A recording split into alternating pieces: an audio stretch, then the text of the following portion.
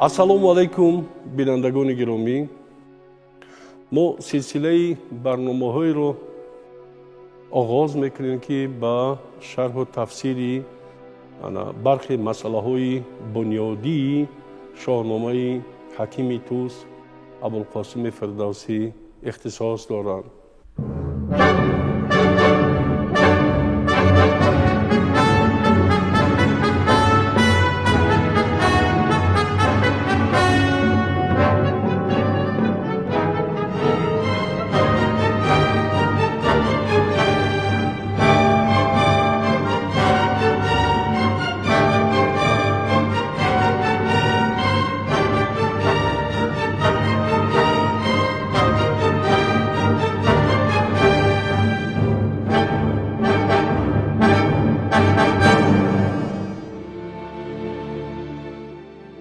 суханро аз ин оғоз бикунам ки дар асл тамаддуни мо, яъне тамаддуни миллаи мо дар радифи дигар тамаддунҳо, аз ҷумла тамаддуни ҳиндиву чиноӣ, тамаддуни эллинӣ, тамаддуни мисриву бобулӣ ва ғайра дар дунё аз қадим мавқеи бисёр баланд дошт, ҷойгоҳи хоса дошт. таърихи тамаддуни мо 6000 солро дар бар мегирад ва дар анамин беҳтарин муаррифи, беҳтарин намоёнкунандаи таҷассумгар ё инъикоскунандаи ҳамин тамаддуни миллии порсии тоҷикии мо ҳамин шоҳасари ҷовидонӣ, шоҳномаи безаволи ҳаким Абулқосим Фирдавсии тусист.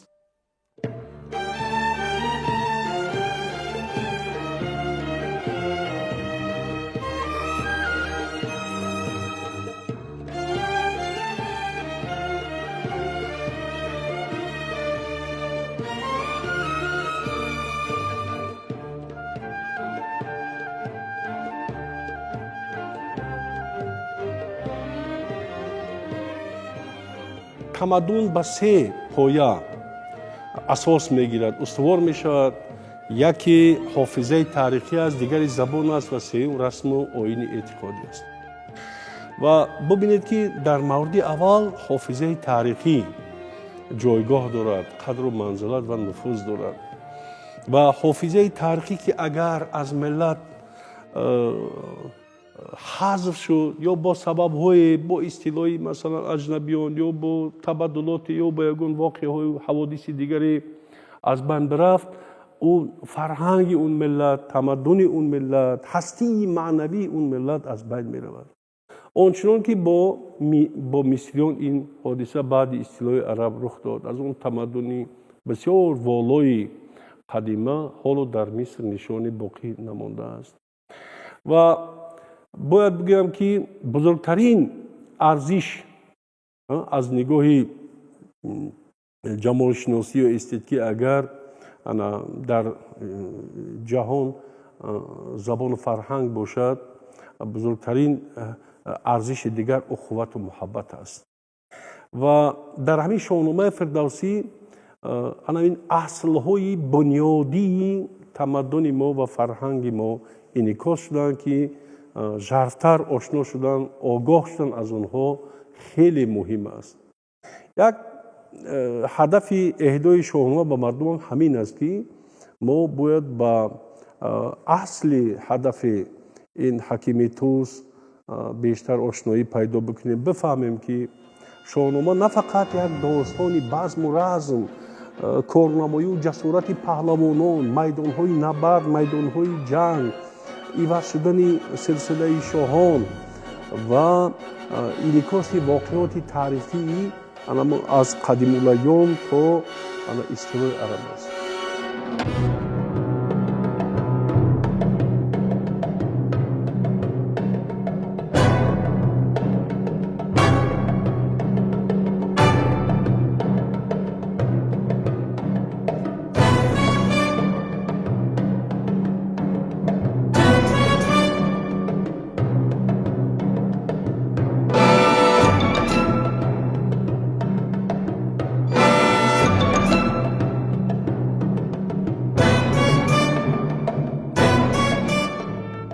انعکاس واقعی تاریخی و حوادث ایام یک جزئی تصویر فردوسی در شاهنامه است. اینجا تمامی ارزش های بنیادی، ارزش های فرهنگی، هویت ملی مردمان در جغرافیای تاریخی بگیریم ایران زمین انعکاس یافتند و به طور بدیهی خیلی زیبا تجسم شدند. و اگر ما از همین نقطه نظر، از نقطه نظری انعکاس تمدن به شاهنامه بنگریم، در جهان این شاهاثر نظیر ندارد، همتای ندارد.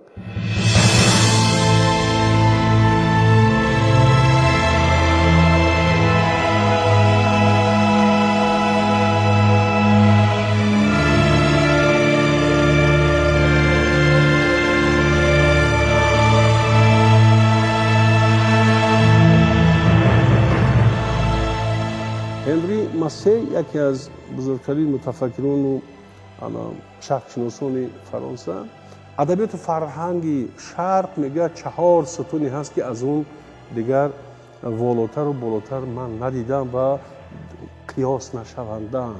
یکی فردوسی است، دیگری سعدی است، سوم حافظ است و مولانا است. و میگه فردوسی همانند که همسنگ همون همر یونانی است، همون مؤلف ایلیاد و اودیسه که در اصل 8 پیش از میلاد این اثرها را تالیف کرده است، اما برتر از او است. تصور کنید که این بهای یکی از شرقشناسان معروف اروپا به فردوسی خیلی بهای بلند است، اما بهای واقعی است. واقعا در شاهنامه فردوسی شهرت جهانی شاهنامه فردوسی همین است که سندی واقعی، هم تاریخی، هم ادبی، هم مردم شناسی و etnography، هم فلسفی و حکمتی، هم اخلاقی و هم جهان شناسی است.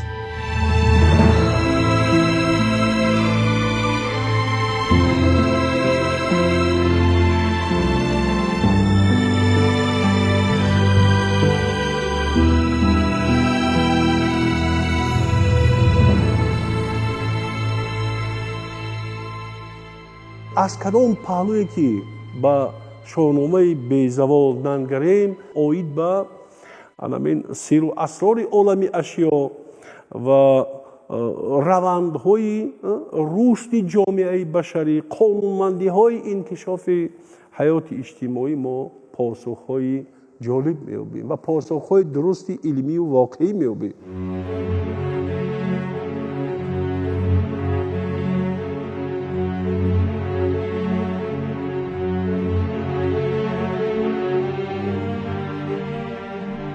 این شاهاثر نه فقط فرهنگ ملی مردمان علم سرزمین ایران زمین تاریخی را انعکاس میکند، بلکه آن را در حال قیاس با خواننده منظور میکند.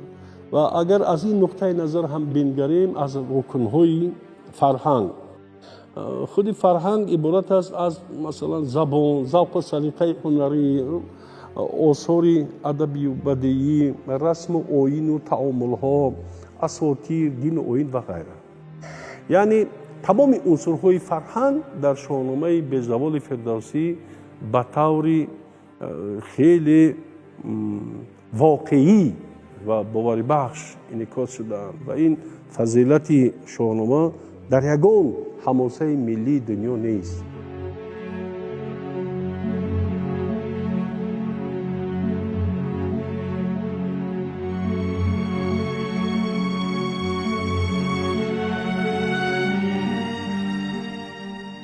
وقتی که ما حماسه ملی میگوییم یک نوعی آثار بدیعی فهمیده می شود. یعنی همین ادبیات بدیعی خطی هنری اگر از همون حماسه و شعر و نمایشنامه ها یا درام های عبارت باشد، همین در سرآغاز پیدایشی یا اینکه تشکلی انواع بدیعی همین حماسه در تمام ادبیات جهان می ایستاد.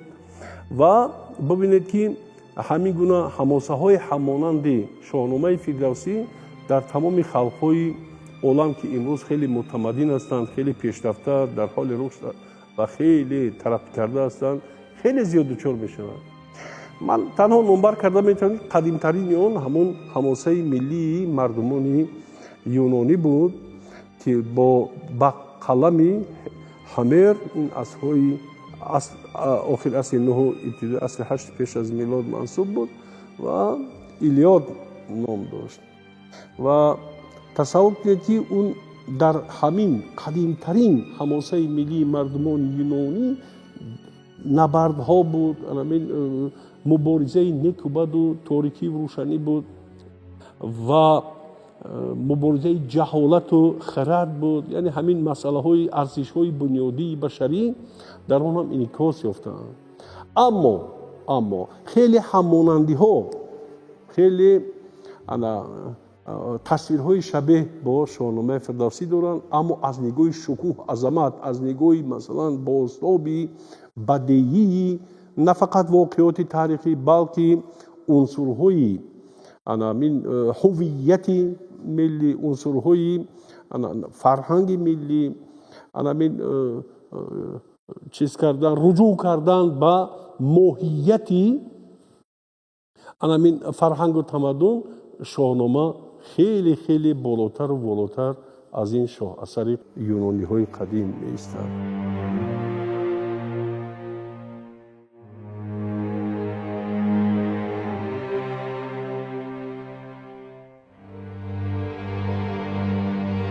بعدا ببینید که یک شاه اثر دیگری رو که به شاهنامه اگر در ردیف، یعنی در ردیف شاهنامه بگذاریم، این انیده ورگیلی است.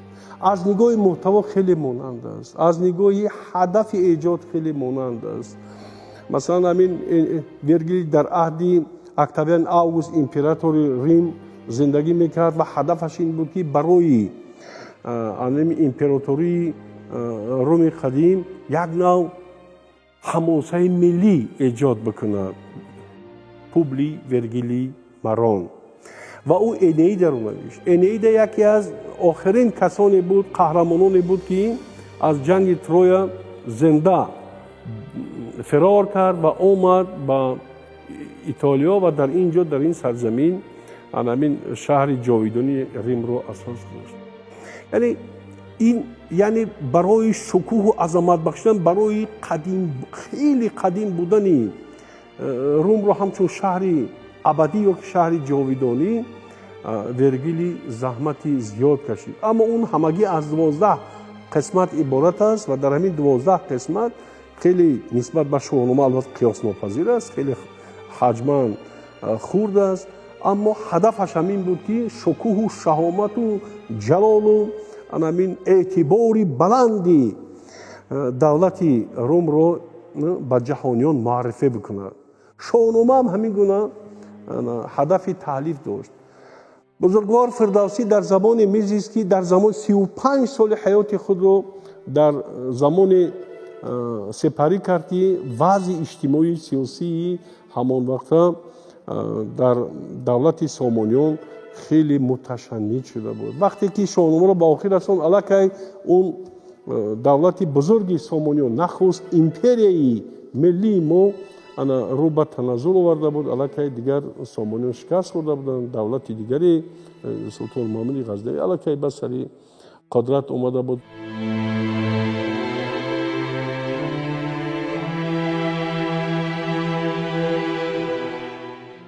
آیین، رسم آیین همان وقت همین که این شاه اثر باید با شاه دوران هدیه میشد، تقدیم میشد و فردوسی همین از روی همین رسم و از روی همین آیین شاهنامه رو تقدیم کرد با سلطان محمد غزنوی و اون چی که پاسخ گرفت همه ما میدونیم و حاجت به شرح رو تفسیر ندارد.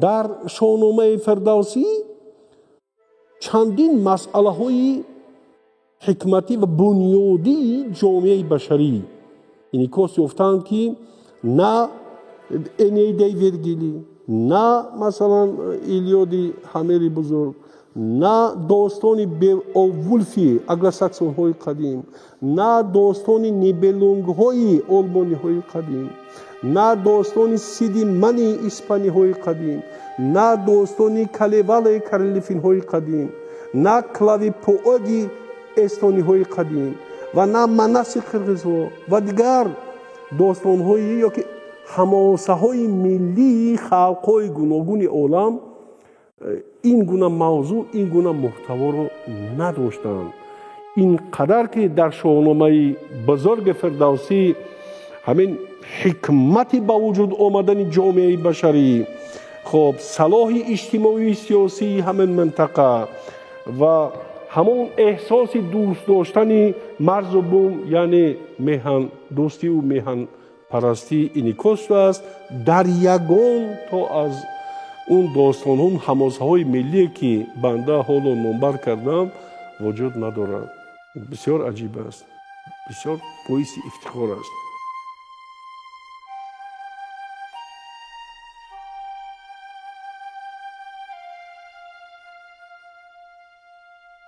فردوسی بزرگ در برابر بازتاب بدیعی تاریخ عجم، تاریخ بسیار قدیمی عجم از دوره با وجود آمدن نخستین جامعه بشری تا دوره تاریخی میگویم تا دوره یزدگروسی، یعنی تا دوره اصطلاح عرب، همین زینه به زینه در مثال انعکاس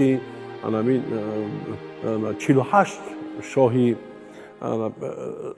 شاهان پیشین و انعکاس رفتار و فعالیت بیش از 600 پرسناژ، 600 شخصیت های فعال عمل کننده، قهرمانان زیاد، شخصیت های تاریخی، شخصیت های واقعا تاریخی و گاهی استفاده جنبه فسانه‌ای و روایتی و اساطیری و این چیزها هم هست. البته این روش انکشاف جامعه بشری رو انعکاس کرده است و بیهوده خودش نگفته است که بس رنج بردم در این سال سی، عجم زنده کردم بعد این پارسی. یعنی زنده کردن عجم، زنده کردن همون تاریخ عجم است. همین فردوسی بزرگ قبل از اون که شاهنامه رو تالیف بکند خیلی سالیان دراز همون نامه های باستان رو جمع آورد، نمونه های بسیار بسیار قریب به دام فراموشی افتاده تاریخ نامه های کهن رو گرد آورد، گفتارهای مردمی رو گرد آورد، از چندین آثاری در زمانش موجود استفاده کرد، یعنی اونها رو به طور چی به طور یک نظامناک، به طور سیستمایی در یک جا گرد آورد و با همین ها یک نوع به طور تدریجی اونها رو پی هم بگذاشت و یک شاه اثر آفرید که سیستم دارد یا با یک نظامی مشخص و معین آفریده شده است. این چیز بسیار مهم است. یعنی فردوسی نه فقط داننده خوبی، بسیار داننده خوبی تاریخ عجم بود، تاریخ عالم بود، بلکه هنر، جنبه هنری انعکاس اون واقعه و اون حادثات و اون رخدادها در شاهنامه در سطح خیلی بلند است. از یک طرف دانشی بسیار عمیقی تاریخ و فرهنگ و حکمت و مثلا ارزش های بنیادی و از طرف دیگر بازتاب هنری همون موادی که به دست آورد و جنبست کرد و در شکل یک شاه اثر آن رو منظور کرد. برای همین ما وقتی که شاهنامه میگوییم فقط و فقط اثری بدیعی رو در نظر نداریم، یعنی اثری جامع است، اثری جامع است که اون در اون تمام عنصرهای دیگر علمهای بنیادی انسانگرایی در اون انعکاسی همه جانبه و فراگیر یافتند. ما گفتیم که فردوسی از زمان به همین سوال پاسخ میده که چگونه جامعه بشری ظهور کرد. بعد گفتیم که صلاح اجتماعی سیاسی همون ایران زمین تاریخی چی نوع تامین شد و مسئله مرکزی همین شاهنامه فردوسی دوست داشتن مرز و بوم و البته میهن پرستی است. بعد جامعه رو فردوسی بزرگ در داستان‌های الهیده تصویر میکند که مثلا در زال و روبام این چیز بسیار عیان‌تر است، نمایان‌تر است. جامعه‌ای که در اون ارزش انسانگرایی یا با عباره دیگر گومانیسم، انسان دوستی زمینه اساسی اون است، پایه استوار اون همین انسان دوستی است. بعدا جامعه های انعکاس میکند که استقلال فردی در بیان افکار سیاسی و اجتماعی در حکم عنعنه و سنت است. این چیز بسیار مهم است. و دیگر مسئله ها، مسئله تحمل و مدارا و مراسا، خب در مناسبت با دین و نژاد و اعتقادات گوناگون در همین شاهنامه برتریت و ولایت دارد. بعدا در تصویر فردوسی دین دولت در کنار همدیگرند و در تأمین سعادت بشر مردم خدمت بی‌بها میکنند. بعدا پیمان آدمی، عهد و پیمان آدمی، این بسیار مسئله مهم است. پیمان آدمی یا عهد و وفای همدیگری آدمان حکم قانون را دارد. ببینید از همین چیزهایی که من نوبر کردم همه اینها در زمینه پرستش خرد بیان شدند. یعنی خرد سرپوشی، بالاپوشی تمام اون مسئله هایی هست که در شاهنامه فردوسی موقع دارند. با تشبث پیشوای معظم ملت پرزیدنت جمهوری تاجیکستان محترم امام علی رحمان امسال کتاب شاهنامه در 2 جلد با مردم تاجیکستان هدیه شد. پیش از این با تیراژ 3 میلیون و 200 نسخه هم تاجیکان و هم شاهنامه دسترس عامه وسیع تاجیکستان گردید و خود همین اهدای شاهنامه به مردم هدفی دارد. هدف این است که همون حافظه تاریخی ملت دوباره استوار شود. یعنی مردم شاهنامه خوانی کنند و با اصل تمدن خویش بیشتر و ژرفتر آگاه بشوند.